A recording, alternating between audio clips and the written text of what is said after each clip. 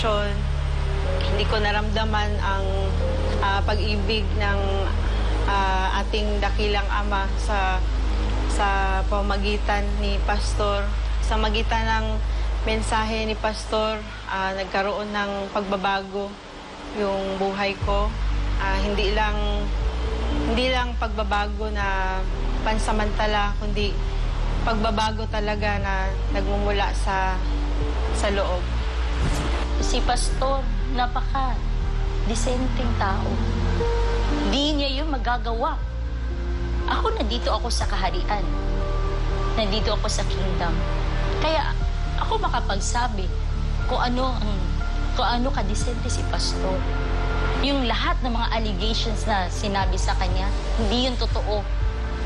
Hindi yun totoo dahil hindi namin yung nakita kay Pastor. Napaka-protective ni Pastor pagdating sa mga babae.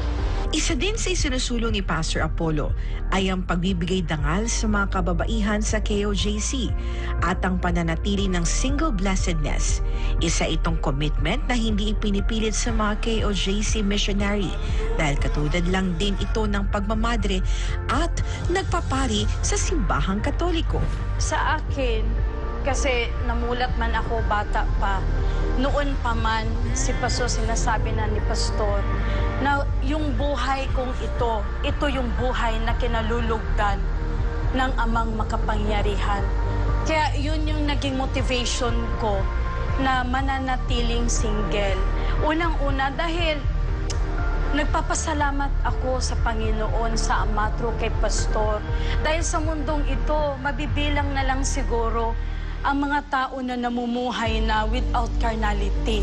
Ang model kasi natin dito is si Pastor. Si Pastor kasi walang asawa, single. So, yung focus niya sa gawain ng Ama is 100%.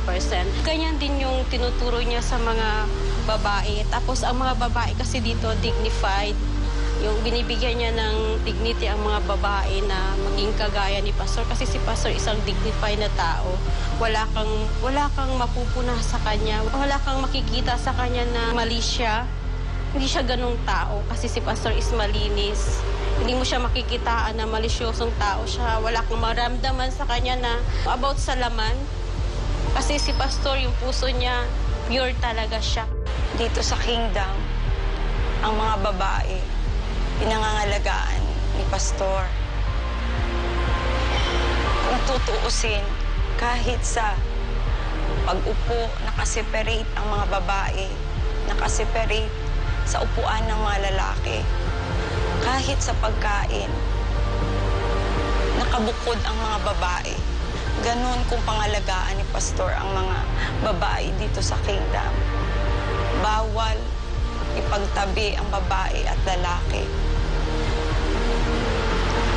At ang pagkababae dito, pinapangalagaan talaga ni Pastor. Dahil gusto ni Pastor ipakita sa sanlibutan na iba ang mga kababaihan dito sa kingdom. Dahil kung sa sanlibutan, nakikita naman natin kung ano ang mga babae na puro kalaswaan lang. Dito sa kingdom, pinapangalagaan talaga ni Pastor ang mga babae. Kaya naman, mariing itinatanggi ng mga kababaihan ng KOJC ang lahat ng mga paratang laban kay Pastor Apollo. Sa dami-daming tinulungan ni Pastor, lalo na yung lahat ng mga full-time dito pumasok, lalo na pumasok ako dito ng full-time, hindi ako pinilit dito. Mismo akong pumasok dito kasi kilala ko na, naintindihan ko ano ang mga mensahe ni Pastor. Walang pumasok dito sa kingdom na pinilit. Lahat dito pumasok, naintindihan nila ano ang pinarating ni Pastor na pagmamahal.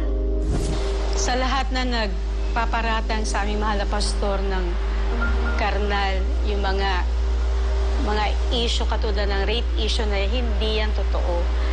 Mula pa noon, nakita ko si Pastor, siya ang pinaka-spiritual na tao sa balat ng lupa.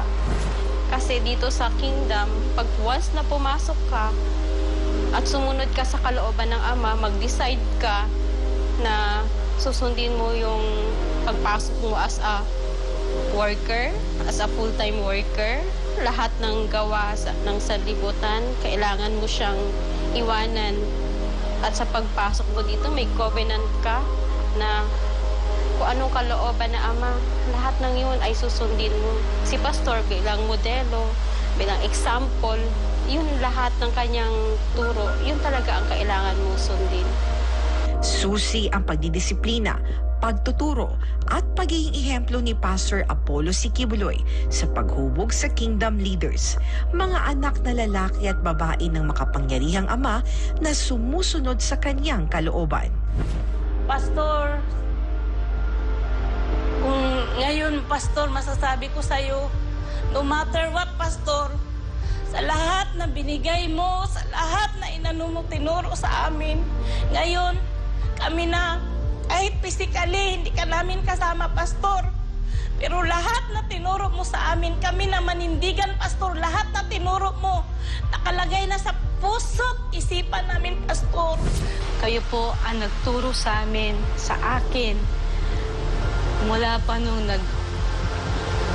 full-time ako hanggang ngayon, hindi pa ako nagsisisi, Pastor, sa buhay na pinili ko na maging isang worker at sumunod sa mga kalooban sa pangangaral mo, Pastor. Pastor, maski anong mangyari, ditepensahan ka namin, ipaglalaban ka namin, Pastor.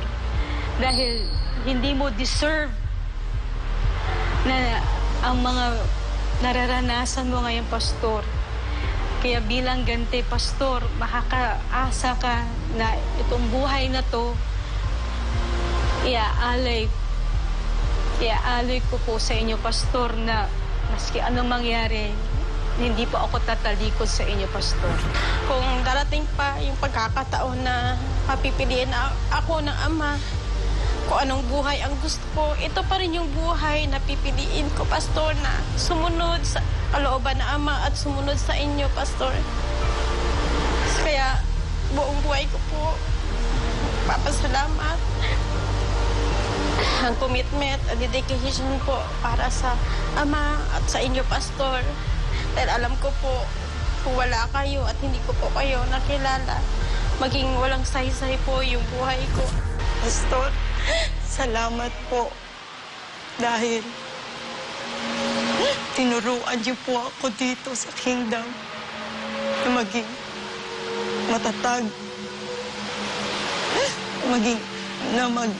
magpatawad sa kapwa ko. Kayo yung modelo ko, Pastor.